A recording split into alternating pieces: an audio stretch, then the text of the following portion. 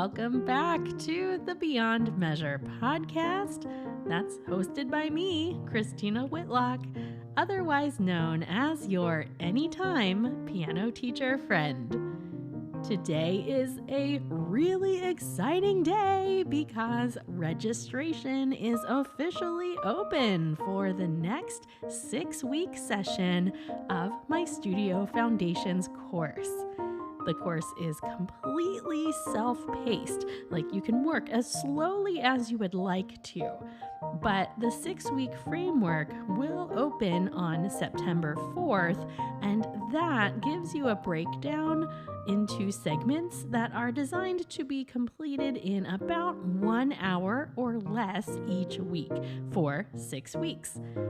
If you have an hour each week and you would like to invest back into your own personal studio satisfaction, I want you to head on over to christinawhitlock.com/foundations to get registered. Once you register, you will also get access to our private Facebook community, as well as invitations to biannual meetings on Zoom with other course alumni. I cannot wait to get to work with this new addition to our community in September. So, let's do this. All right, enough of that. On with today's episode, number 141. Cheers to the things we know and the things we don't. Hey, really quick.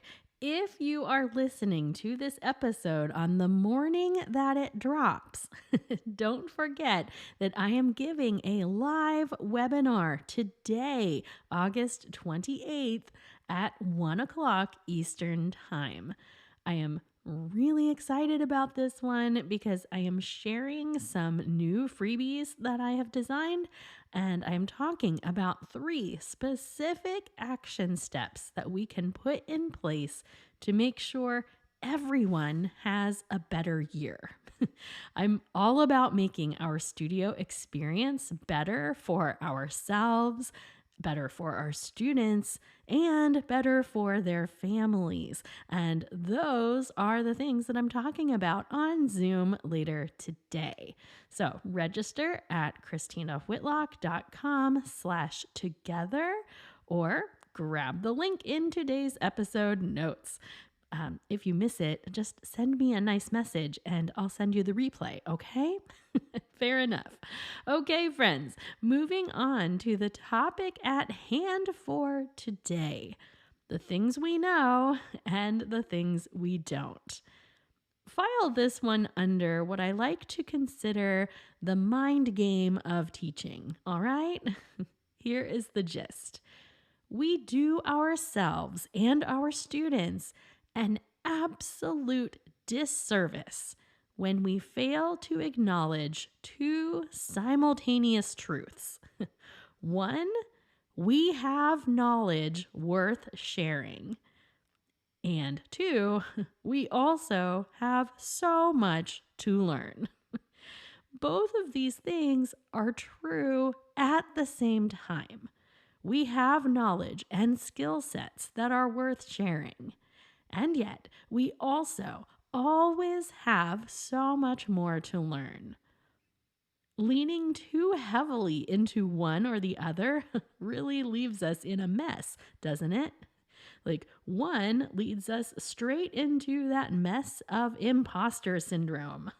Many of us have gone our rounds with that beast a time or two, right? But here's the thing. As educators, we cannot act apologetic just for trying to pass our knowledge on to others. It's like actually our job. I know that a lot of you are newer on your teaching journey, or for whatever reason, some of you just struggle with feeling less than other teachers that you know. I mean, we've all been there, done that. But at the end of the day, it's up to you to assert yourself and own what you know. You have to own what you can do. Now look, No one values humility more than I do. It's an absolute core value of all of my work. But if you're going to teach, you need to get really familiar with what you do know. And you need to own that. And you need to teach to your strengths. Because here's the thing, students come to your studio to learn from you. They're not there to learn from the books that you use or the teacher that you think you're supposed to be. They want you. They want your experiences and your understanding of how to play the instrument. They want the value of your experiences.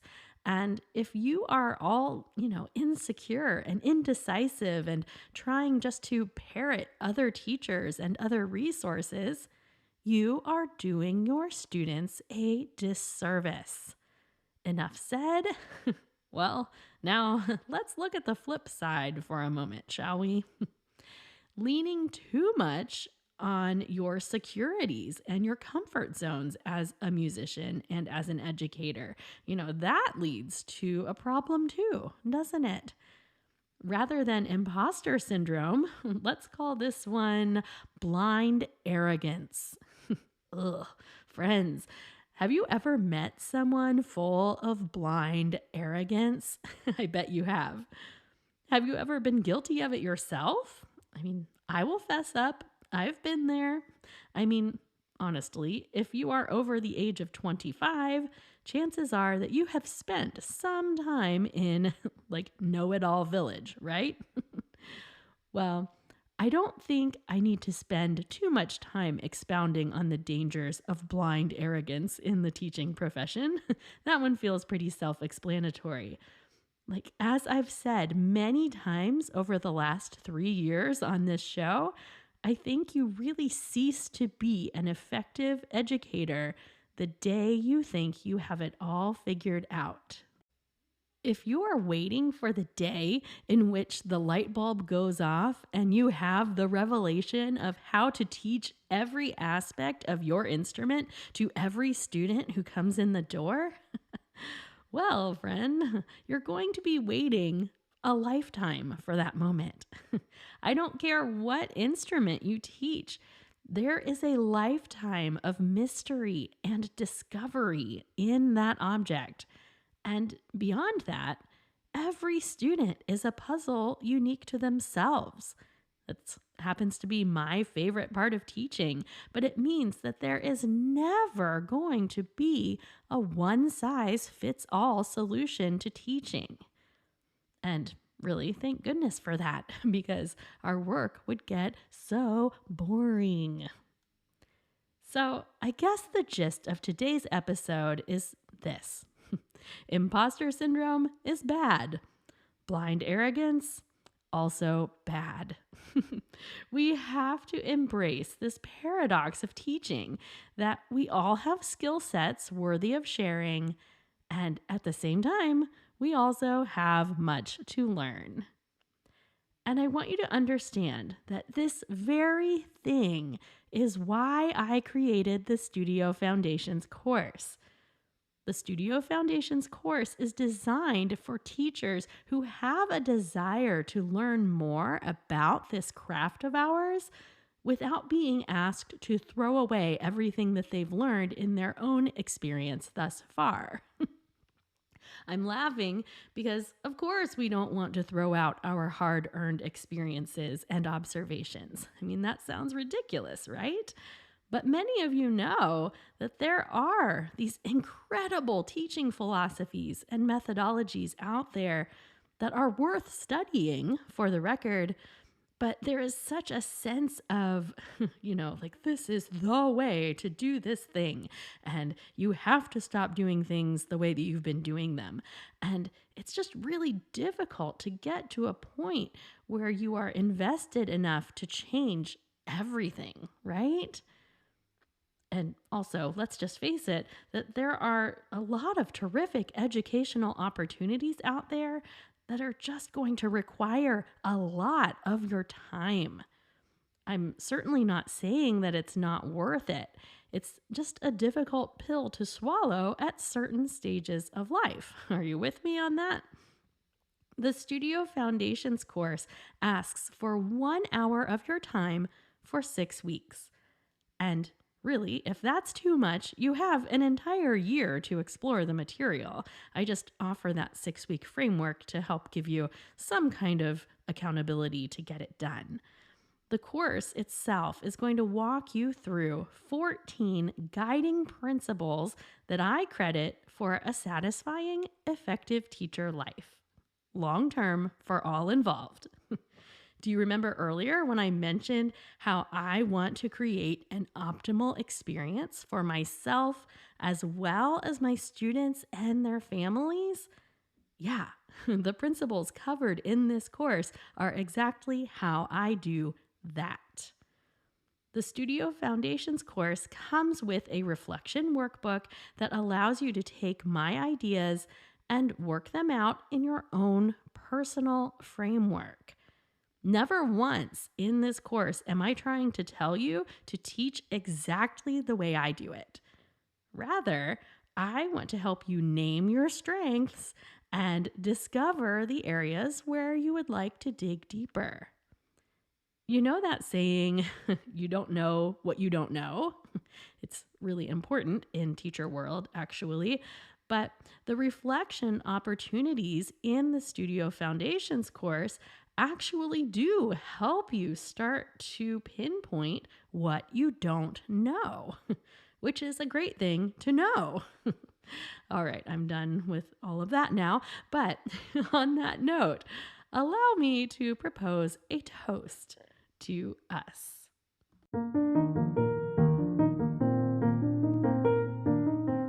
Studio music teacher friends from all around the world. We know so much, yet we also know so little, right? It's a dichotomy that fuels the teacher's heart, isn't it? This unquenchable thirst for knowledge, and yet the absolute cry of our heart to share everything we know with anyone who will listen. And just like so many things we discuss here on this show, it's crucial that we name this phenomenon. Like, we have to claim this identity of an educator who knows so much, but also so little. We have to show confidence in the things that we know, but never to the point of blind arrogance. Never claiming to know it all or to have it all figured out. And for the record, we also have to be okay not knowing it all. We have to toss out this notion of education being some kind of all or nothing endeavor, which, by the way, also means that we have to stop throwing stones at other teachers. It's so fruitless to cast judgment on one another, my friends. We are better than that. And that is why I am here raising my fictitious glass to you. Hear, hear.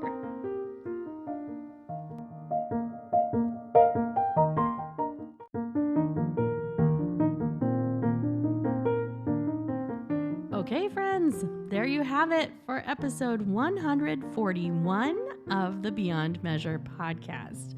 For more information on the Studio Foundations course, please do visit christinawhitlock.com/foundations or check out the link in the show notes. I am so looking forward to guiding more of you through that material this fall. And just for sake of summary for today, I will remind you one last time that imposter syndrome is bad, just as blind arrogance is also bad. I'm not going to ask you for a public confession on which one you struggle with more, but again, just know you are in good company either way. The important thing is to hold both of those tensions together and move forward. Onward and upward, as I always say. I'll see you back here next week, friends.